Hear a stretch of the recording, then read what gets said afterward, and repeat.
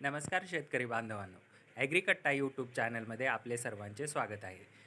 आजच्या व्हिडिओमध्ये आपण बघणार आहोत माती परीक्षण आणि जमीन आरोग्य पत्रिका म्हणजेच सॉईल हेल्थ कार्डबद्दल माहिती बघणार आहोत. बघा मित्रांनो, जसे माणसाचे आजार आहेत, आपण डॉक्टरकडे गेल्यानंतर आपली रक्त तपासणी केल्याशिवाय ते आपल्याला औषध देत नाहीत. त्याचप्रमाणे जमिनीचे आजार ओळखण्यासाठी आपल्याला माती परीक्षण अत्यंत गरजेचे असते. माती ही निर्जीव नाही, ती एक सजीव प्रणाली आहे. आजारी मातीला योग्य उपचारांची गरज असते आणि ते उपचार घेण्यासाठी आपल्याला माती परीक्षण करणे अत्यंत महत्त्वाचे आणि गरजेचे असते. जसे की आता बघा, डॉक्टर इंद्रमणी मिश्रा हे कुलगुरू आहेत वसंतराव नाईक मराठवाडा कृषी विद्यापीठाचे. त्यांनी काय म्हणलेलं आहे, मृदा ही केवळ शेतीचा एक घटक नसून मानवी संस्कृतीशी नाते जोडलेली राष्ट्रीय संपत्ती आहे. त्यामुळे तिचे संवर्धन व संरक्षण करणे अत्यंत आवश्यक आहे. मित्रांनो, आपण सततची पिके आणि रासायनिक खतांचा अतिवापर यामुळे जमिनीची नैसर्गिक प्रतिकारशक्ती कमी झालेली आहे. पिकाला योग्य आहार देण्यासाठी जमिनीचे आरोग्य तपासणे ही काळाची गरज आहे. तर बघूया आपण माती परीक्षण कशा पद्धतीने करू शकतो. या ठिकाणी बघा, मातीमध्ये काही व्हायटल न्यूट्रियंट्स असतात, ते म्हणजे मॅक्रोन्यूट्रियंट्स, त्यानंतर मायक्रोन्यूट्रियंट्स, त्यानंतर फिजिकल प्रॉपर्टीज असतात सॉईलच्या काही, आणि काही दुय्यम अन्नद्रव्य असतात. आता मुख्य अन्नद्रव्य कोणती आहेत, तर ती सर्वांना माहिती आहेत. नत्र, स्फुरद आणि पालाश, म्हणजेच आपण त्याला शॉर्टमध्ये NPK म्हणतो.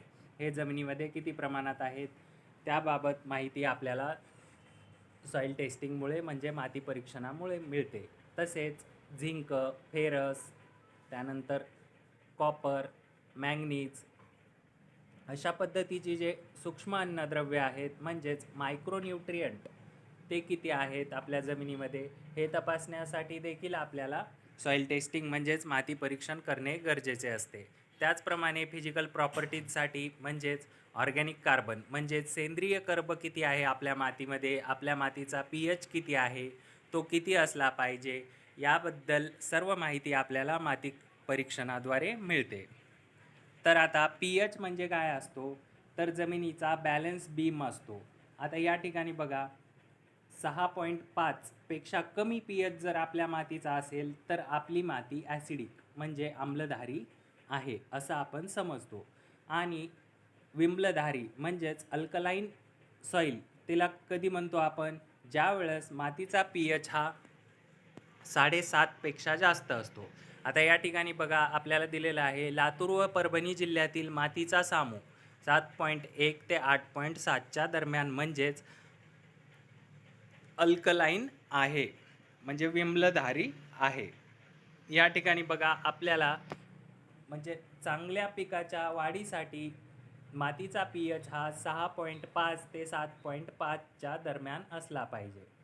जमिनीचा सामू म्हणजेच pH कमी किंवा खूप जास्त असल्यास जमिनीत टाकलेली खते लॉक होतात. जर ॲसिडिक सॉईल असेल तर त्यामध्ये तुम्ही कितीही खतं टाकले तर ते आपल्या झाडाच्या मुळांना मिळणार नाहीत आणि झाडांच्या वाढीसाठी ते उपलब्ध होणार नाहीत.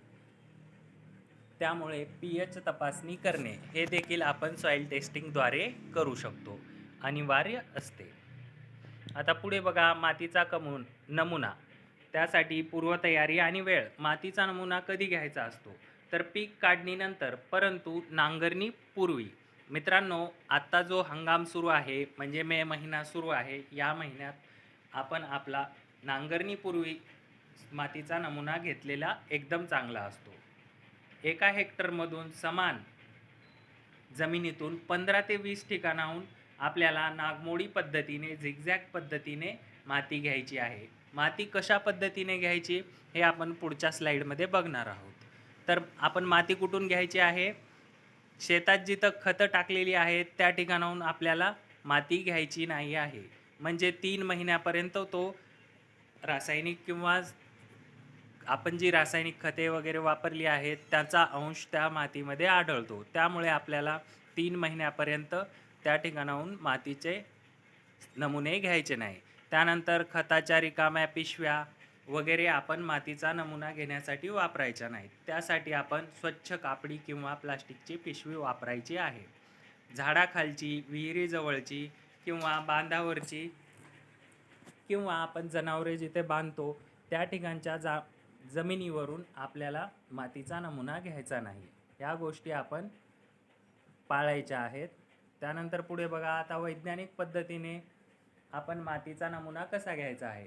तर आपण जो 15 ते 20 ठिकाणाहून मातीचे सॅम्पल घेणार आहोत, तर ते हंगामी पिकांसाठी आपल्याला व्ही आकाराचा खड्डा तयार करायचा आहे. या ठिकाणी आपल्याला चित्रामध्ये दिसत आहे 15 ते 20 सेंटीमीटर पर्यंत खोली करायची आहे हंगामी पिकांसाठी. त्यानंतर आपल्या शेतामध्ये जर आपण ऊस किंवा कापूस ही पिके घेणार असाल तर आपल्याला हाच व्ही आकाराचा खड्डा 30 सेंटीमीटरचा घ्यायचा आहे आणि त्या ठिकाणाहून मातीचा नमुना घ्यायचा आहे. आणि आपण जर फळबागांसाठी माती परीक्षण करणार असाल तर त्यासाठी आपल्याला 100 सेंटीमीटरपर्यंत व्ही आकाराचा खड्डा करून त्या ठिकाणाहून आपल्याला बाजूची माती वरपासून खालीपर्यंत तासून घ्यायची आहे. जमिनीच्या वरच्या थरातील आणि खालच्या थरातील मातीचे समान प्रमाण घ्यायचे आहे. केवळ वरची माती खरडून घेतल्यास अहवाल चुकीचा येऊ शकतो. आपल्याला याबाबत सविस्तर माहिती आणि प्रॅक्टिकल व्हिडिओ बघायचा असेल तर मित्रांनो, व्हिडिओच्या खाली कमेंट करून आपण याबाबत कमेंट केल्या तर आपण त्यासाठी सविस्तर व्हिडिओ एकदम शेतामध्ये जाऊन कशा पद्धतीने मातीचा नमुना घ्यायचा याबाबत आपण सविस्तर व्हिडिओ बनवूयात. तर आता आपण जे मातीचे सॉईल सॅम्पल ज्या ठिकाणाहून घेतलेले आहेत ते आपण एका गोणपाटावर एकत्र करायचे आहेत, मिक्स करायचे आहेत. 15 ते 20 ठिकाणची माती गोळा केलेले सॅम्पल, त्याचा एक गोल ढीग करायचा आहे. त्यानंतर दुसरा भाग, याचे 4 समान भाग करायचे आहेत. या ठिकाणी बघा, आपण प्लस आकाराचं चिन्ह म्हणजे अधिकचं चिन्ह अशा पद्धतीने 4 भाग करायचे आहेत. त्यानंतर तिसरी स्टेप दिलेली आहे, समोरासमोरचे 2 भाग, कोणतेही 2 भाग काढून टाकायचे आहेत आणि उरलेले 2 भाग पुन्हा एकत्र करायचे आहेत. आपण जितकी माती घेतलेली आहे त्यापैकी जे उरलेले आता 2 भाग काढून टाकले आणि त्यातून उरलेले 2 भाग आहेत ते पुन्हा एकत्र करायचे आहेत, त्यांचा पुन्हा ढीग करायचा आहे आणि अशी पद्धतीने पुनरावृत्ती करायची आहे. हीच पद्धत फॉलो करून आपल्याला जोपर्यंत आपल्या मातीचा नमुना हा अर्धा किलो म्हणजेच 500 ग्रामपर्यंत होत नाही तोपर्यंत आपण ही पद्धत अवलंबायची आहे. ही पद्धत प्रातिनिधिक नमुना म्हणजेच रिप्रेझेंटेटिव्ह सॅम्पल सुनिश्चित करते. संपूर्ण शेताची अचूक स्थिती या अर्धा किलो मातीमध्ये सामावलेली असते. या पद्धतीने आपण मातीचा नमुना तयार करायचा आहे. त्यानंतर आपण ही माती पॅक करताना आपण जी पिशवी, कापडी पिशवी किंवा कागदी पिशवी किंवा प्लास्टिकची पिशवी जी कुठेही वापरलेली नाही अशी नवीन पिशवी, यामध्ये आपण शेतकऱ्याचे नाव, गट नंबर, पत्ता, मागील कोणते पीक आपण त्या जमिनीवर घेतले होते आणि पुढील हंगामामध्ये कोणते पीक आपण घेणार आहोत याबद्दल माहिती लिहायची आहे. त्यानंतर शासकीय मृदा चाचणी प्रयोगशाळा किंवा ग्रामस्तरीय प्रयोगशाळेत आपण हा नमुना जमा करू शकतो. तसेच आपल्या जिल्ह्यामधील किंवा तालुक्यामधील कृषी विज्ञान केंद्र या ठिकाणी देखील आपण 300 रुपये प्रति नमुना या शासकीय फीस जमा करून आपण माती परीक्षण करून घेऊ शकता. आता हे सॉईल हेल्थ कार्ड जे आहे याची वैधता म्हणजे आपण माती परीक्षण केलं म्हणजे हे 3 वर्षासाठी आपण आपल्या जमिनीसाठी त्या पद्धतीने अवलंब करू शकतो. आता 12 मापदंडाचा अचूक अहवाल यामधून मिळतो. तुमच्या जमिनीतील नेमकी कमतरता आणि कोणते घटक अतिरिक्त प्रमाणात आहेत याबाबत सर्व माहिती आपल्याला सॉईल हेल्थ कार्डमध्ये मिळते. त्यानंतर पुढील हंगामात घ्यावयाच्या पिकासाठी खताचा रासायनिक व सेंद्रिय अचूक डोस सुचवण्यासाठी हे आपल्याला सॉईल हेल्थ कार्ड मदतीला येते. आता आपण जी अंधाधुंद शेती करतो म्हणजे माती परीक्षण न करता केलेली शेती म्हणजे अंधाधुंद शेती. आता या ठिकाणी आपण त्याबाबत डिफरन्स बघूया, फरक काय असतो. आता खतांचा जो खर्च आहे, अंधाधुंद शेतीमध्ये जास्त गरजेपेक्षा अधिक आणि चुकीची खते टाकल्याने आपला पैसा वाया जातो. आता आपल्या शेजाऱ्याने इतके इतके टाकलं म्हणून आपण त्याच्यापेक्षा 2 खताच्या गोण्या जास्त टाकतो.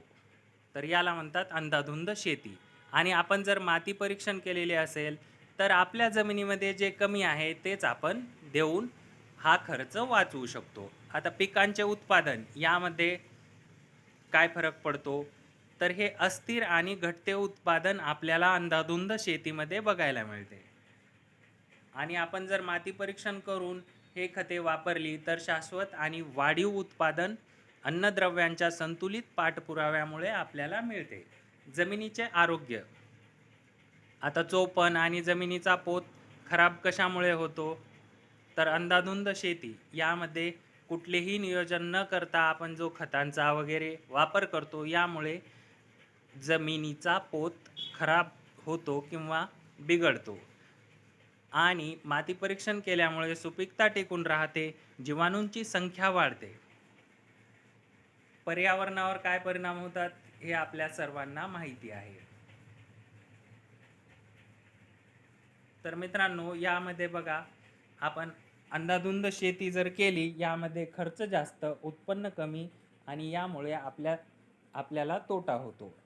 आणि माती परीक्षण केल्यानंतर आपल्याला जे हवे तेच आपण जमिनीमध्ये टाकतो आणि आपले खर्च कमी आणि उत्पन्न जास्त, आणि यातून आपल्याला हमखास नफाच होणार आहे. आता या ठिकाणी बघा, शाश्वत शेतीचे नफा चक्र.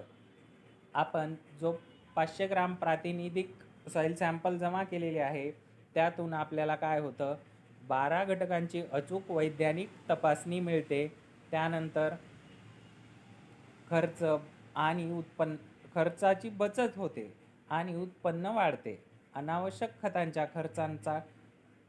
खर्चांना आपण फाटा देऊन जे कामाचे आहेत, म्हणजे जे उपयोगी आहेत आपल्या जमिनीसाठी, तेच आपण खर्च यामध्ये लागू करू शकतो. आरोग्यपत्रिकेच्या शिफारसीमुळे खतांचा नेमका आणि संतुलित डोस ठरवता येतो. हे आहेत सॉइल टेस्टिंगचे फायदे. माती परीक्षण शेतीच्या सुखाचा पासवर्ड आहे मित्रांनो. आपल्या आरोग्यासाठी जशी नियमित वैद्यकीय तपासणी महत्त्वाची आहे, तशीच आपल्या शेतजमिनीच्या दीर्घायुष्यासाठी माती परीक्षण ही पहिली आणि सर्वात महत्त्वाची पायरी आहे. आजच आपल्या शेतातील मातीचा नमुना घ्या, आणि तुमची माती निरोगी असेल तरच तुमची शेती नफ्यात राहील, हे आपण लक्षात ठेवले पाहिजे. आता माती परीक्षण आपण कुठे करू शकता? आपल्या जिल्ह्यातील, तालुक्यातील जे काही कृषी विद्यापीठ असेल किंवा कृषी विज्ञान केंद्र असेल, या ठिकाणी जाऊन आपण माती परीक्षण बाबत माहिती घेऊ शकता. असेच माहितीपूर्ण व महत्त्वपूर्ण व्हिडिओ बघण्यासाठी ॲग्रिकट्टा यूट्यूब चॅनल सबस्क्राईब करून ठेवा. आणि आपल्याला माती परीक्षणासाठी सॉइल सॅम्पल किंवा नमुना कसा घ्यायचा याबाबत माहिती हवी असेल तर मित्रांनो, कमेंट करून सांगा. आपण यावर लवकरच सविस्तर व्हिडिओ फील्डवर जाऊन प्रॅक्टिकल फॉर्मॅटमध्ये घेणार आहोत. धन्यवाद.